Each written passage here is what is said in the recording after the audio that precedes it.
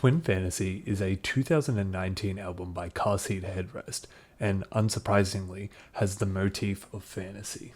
The fantasy of a relationship, the fantasy of that relationship being good, the fantasy of ending that relationship, the fantasy of the relationship. The narrative of the album builds to its climax in its second last song of the album, Famous Prophets, which is the breakup song. And after the frontman Will Toledo says that he will not regret the punishment, one last song plays. An epilogue to this tragic story of two flawed humans trying to make what will never work, work. This epilogue features this final monologue. This is the end of the song. And it is just a song. This is a version of me and you that can exist outside of everything else. And if it is just a fantasy, then anything can happen from here. The contract is up. The names have been changed. Support went out, whoever you are. These are only lyrics now. Here, Toledo is talking to the audience as himself and recontextualizes the rest of the album as a caricature of a very real relationship. And in the final minutes of the album, Toledo continuously says the last line of the album, "When I come back, you'll still be here," speaking to the caricatures of himself and his now ex-partner, knowing that he can come back to the album Twin Fantasy in order to see these versions of them. And then the album ends. But if you're listening to the vinyl press of the album, it doesn't. It keeps going and going. You see, the vinyl has a locked groove printed into it, so the last few seconds will repeat forever. The vinyl will never end on its own, and the listener has to pick up the needle themselves. And this simple addition has given the audience a choice, an input into the album. When does the audience end the fantasy? This type of input is described as an inconsequential decision. A decision that does not change the structure of a narrative. However, by forcing the player to make these decisions, it changes their relationship with it.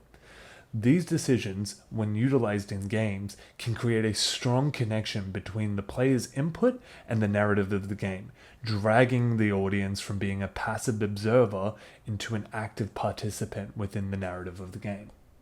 Before Your Eyes is a 2021 game developed by Goodbye World Games that beautifully merges unique input hand in hand with narrative and inconsequential decisions to make a holistic narrative experience. The player takes the role of Ben, who is dead, and they are living out his life through his eyes. The game uses the player's webcam to track their eyes, and when they blink, the game reacts. After a moment in a scene, a metronome appears at the bottom of the screen indicating to the player that when they next blink, the scene will end and the next will start. These time jumps can be a few minutes to a few years in length. So at the start of the game, you're living out your childhood, which is many different scenes and the jumps are small. But then I'm sitting in class with my crush, I blink. I'm going to a piano audition, I blink. I'm in art school, I blink. I'm a successful artist, I blink. My mum calls me to tell me she's a little sick, I blink, and she's dead. At this point, I started tearing up, making me blink more, and I blink past her funeral. The use of blinking is not just a fun, unique way to control the game, but it feeds back into the themes of the narrative. The input is a motif, and the player is the one contributing that motif. I was dragged from being a passive observer into the role of an active participant within the game just by blinking. These ideas of input and narrative working together in harmony led to the design of my latest project, Wrapped in Plastic.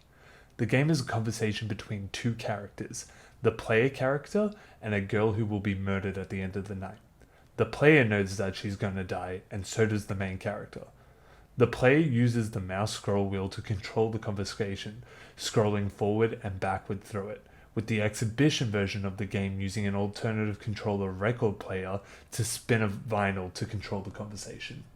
At certain points in the conversation, the player can scroll back and change what was said, trying to figure out who might be the one that kills her, or maybe warning her in some way of what's going to happen.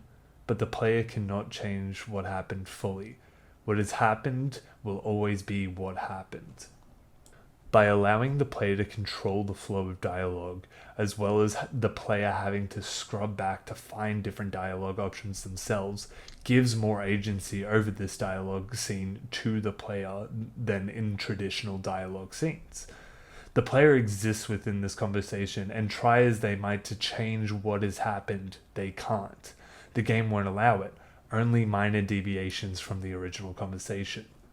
The game is about grief and going back into those scenes in your head and reliving them and trying to change what happened, but ultimately you can't. You have to accept what has happened. And that's what this game encapsulates with its input and the way the story is written. Then the conversation comes to an end, and the player is told they can stay in the scene as long as they like, but they have to keep spinning the record. The player must make a continuous, conscious, active effort to stay within that scene, because when they stop spinning the vinyl, the game closes and she dies.